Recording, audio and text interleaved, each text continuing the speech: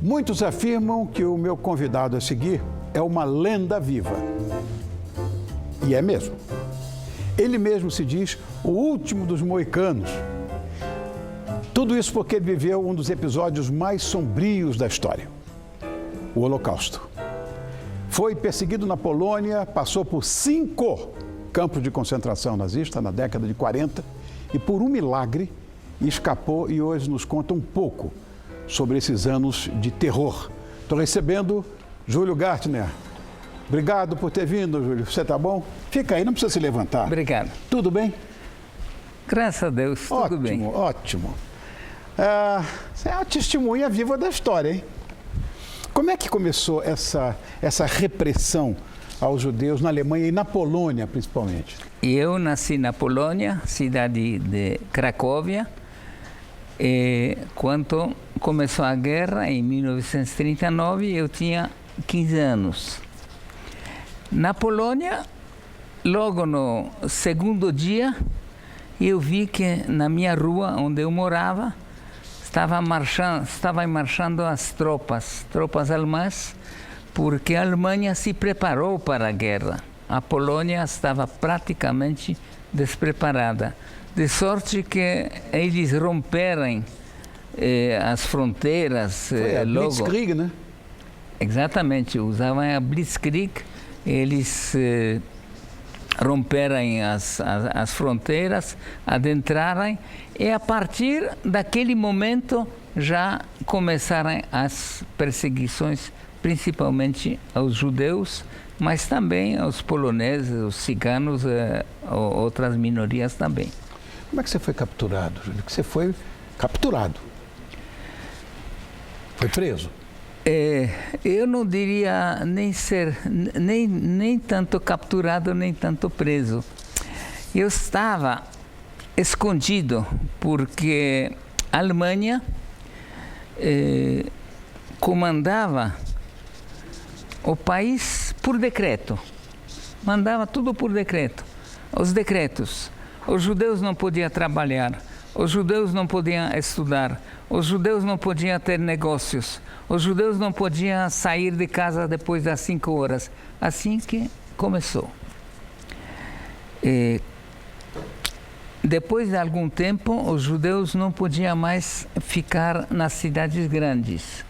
Aí eu, com meus pais ainda, que era permitido, fomos para uma aldeia pequena de nome Gliwice, e lá eu fiquei quase um ano. Trabalhando na roça, aprendi muitas profissões, que isso posteriormente me ajudou a sobreviver. Foram 5 campos de concentração, é isso? Eu passei por 5 campos de concentração. Eram 2 campos que eu fiquei quase um ano em cada um, os outros eram mais de passagem. Quando o exército russo estava avançando, os alemães não queriam que esses campos caíssem na mão dos russos e que eles vissem as barbaridades que eles cometeram. Então eles resolveram evacuar os campos. Dessa forma, o campo de Cracóvia, que era o subúrbio de Cracóvia, que era Plaszów, foi evacuado e nós fomos levados de trem para Auschwitz. Uau, esse era um campo de concentração cruel. Esse era um campo de extermínio e campo de concentração.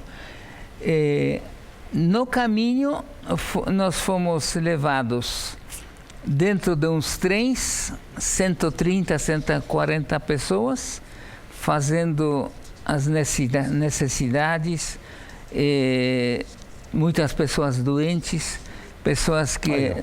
Olha aí. Essa entrada... Arbeitsmarktfrei. Essa é a entrada. O que eu queria chamar a atenção, a terceira letra B Sim. que é o contrário. Ela é ao contrário, é. Ela é grande em cima e pequena embaixo. Exato, é. Devia ser o contrário. O que fizeram os prisioneiros? Eles queriam alertar aqueles que eram recém-chegados que tudo aquilo é mentira. Porque aqui Arbeit macht frei, trabalho quer liberta. dizer, trabalho liberta. É. Mas aqui era campo de morte. Meu Deus do céu, ai Deus do céu. Eu sei que você chegou a pesar 30 quilos. Porque você era pele e osso. Não tinha mais nada. Exatamente. 30 quilos. Como é que você comia para sobreviver, Júlio? Que não tinha comida também. Aquilo que eles davam 1/8 de pão, uma sopa era de batata, mas era só casca de batata. Mas a casca de batata, como ela é mais pesada, ficava embaixo. Tá. Para prisioneiros, eles davam principalmente aqueles recém-chegados nos campos, de cima que era pura água suja. Isso era as porções que eles davam. Olha isso, meu Deus do céu, isso me... Exatamente. Eu acho que esse é uma foto que tem no Museu do Holocausto, que agora foi recém-inaugurado, na Rua da Graça. Na verdade, existiam trabalhos também lá, né? Trabalhos forçados, naturalmente. Sim, nem todas. Em Auschwitz tinha pouco trabalho e o resto era trabalho justamente como lá era o campo de morte. Então esses mortos davam trabalho, tinha que separar a roupa deles, que eles eram obrigados a se despir, eram enganados porque estava escrito que aqui vocês vão tomar banho, Sim. mas na realidade, em vez de água, saía o gás, ciclone B, que era mortal. Meu Deus do céu. Essa história de que havia tortura, mais do que essa é impossível, mas que havia tortura, né? E muitos prisioneiros eram torturados até a morte. É fato isso? Algum tipo de tortura? Sofreu algum tipo de tortura, Júlio?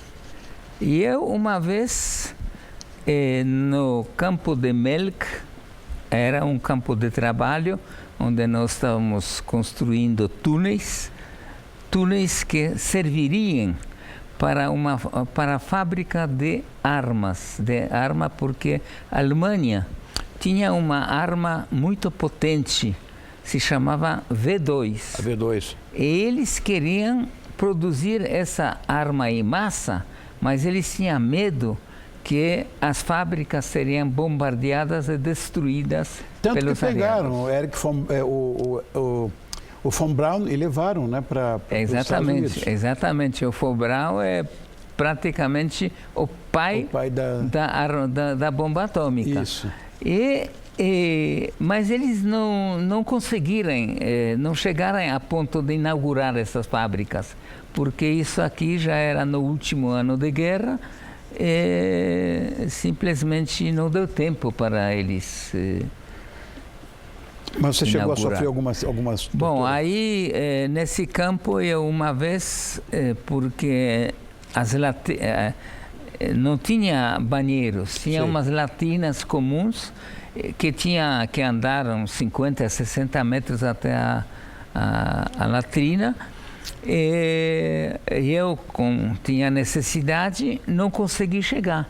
Então, um espanhol, porque naquele campo de Melk eram os comunistas espanhóis que eram presos, ele me viu e aplicou um castigo de 25 chibatadas. Acontece que muitas vezes essas chibatadas eram fatais, porque afetava algum tipo de rins, exatamente, e a pessoa depois simplesmente morria. Eu, felizmente, apanhei, mas sobrevivi. O que era conhecido num campo de trabalho se chamava Gusen 1, Gusen 2, que era em Subcampus de Mauthausen. Lá o castigo era pegar a pessoa, por se ele cometeu algum erro ou não, e afogar dentro da água. Meu Deus. Simplesmente pegar a cabeça dentro da água. Eu sei que você foi protagonista do documentário Sobrevivi ao Holocausto. Não é? E de repente você visitou os campos de concentração por onde você passou, né? Eu não sei o que se passou na sua cabeça, mas não deve ter sido uma boa lembrança. Quando eu contactei o meu diretor aqui presente, o Márcio Pitluk, eu não imaginava como seria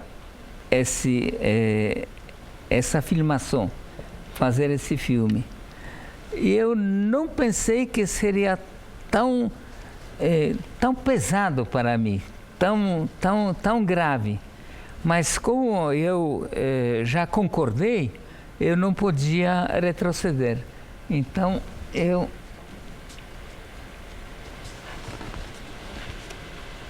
Isso aí, olha aí. Olha aqui. Esse aqui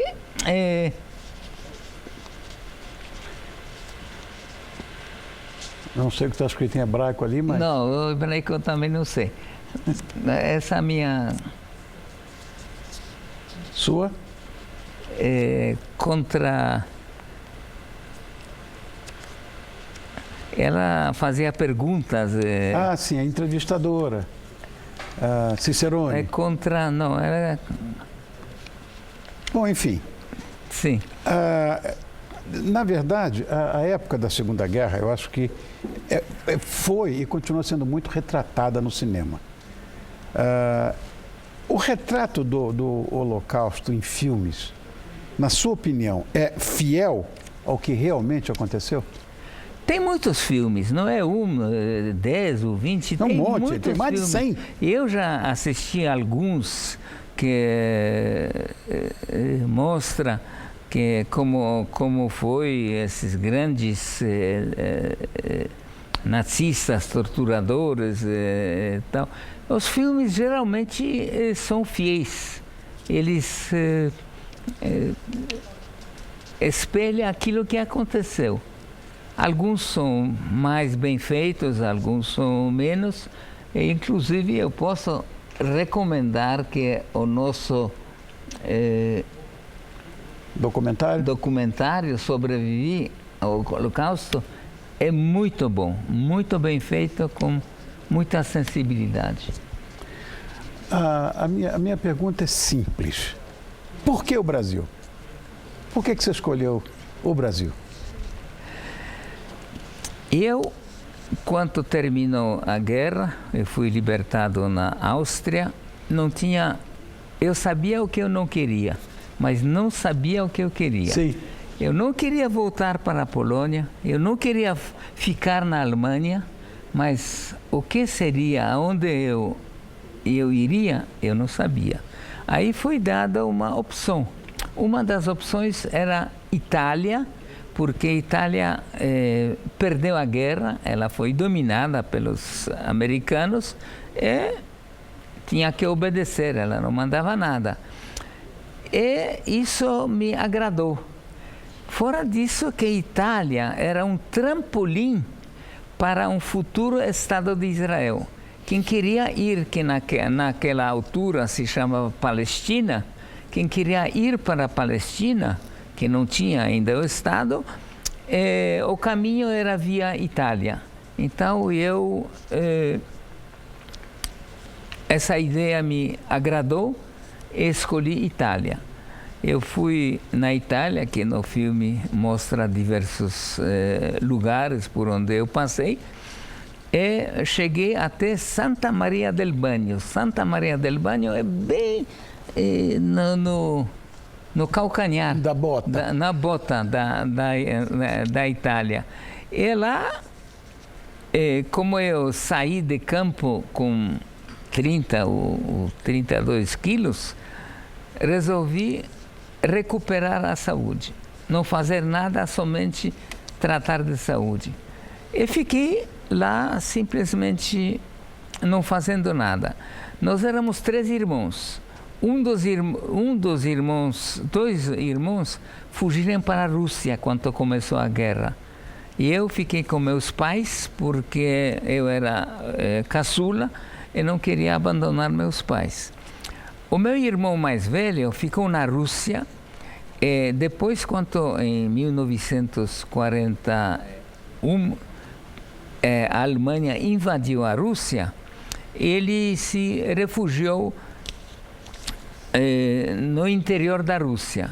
O outro irmão teve uma ideia que talvez do lado alemão seria melhor do que do lado russo, porque lá também não era bom. Mas naquele tempo não sabia de holocausto, de matanças em massa. Então ele voltou para a Polônia e depois ficou junto comigo. Aí a resposta, se eu como que eu comecei o campo de concentração, eu simplesmente, a situação lá naquela aldeia era tão ruim,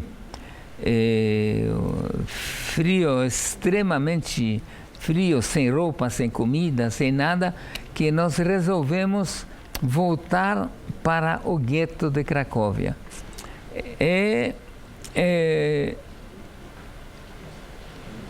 Meu irmão mais velho, então, se refugiou, ficou na Rússia. Quando terminou a guerra, ele voltou, passou pela cidade onde eu nasci, Cracóvia, e lá ele encontrou registros, porque nós, quando fomos liberados, tivemos em Salzburg, fizemos registros, cada um, nome, cidade onde nasceu, datas, assim por diante. De sorte que ele já sabia que nós sobrevivemos, nós não sabíamos nada dele. Aí ele mandou uma carta, endereço Itália, mas a carta chegou. Quando a carta chegou, eu fiquei sabendo que ele sobreviveu e nós entramos em contato. Depois de algum tempo, ele me mandou uma carta que na Alemanha ele obteve um visto para o Brasil. Aí a minha cabeça clareou. Eu não queria mais nada a não ser ir para o Brasil para encontrar com ele. Esse era o caminho do Brasil. Legal. Júlio, eu quero te agradecer muito, Júlio Gatto, né? Essa testemunha ocular da história, um dos momentos mais pesados, mais tristes da história da humanidade. Obrigado, sobrevivente do Holocausto, e que hoje nos deu uma aula de que, na verdade, isso aqui é a vontade que vence qualquer problema. Obrigado, Júlio. Muito obrigado. Obrigado a você.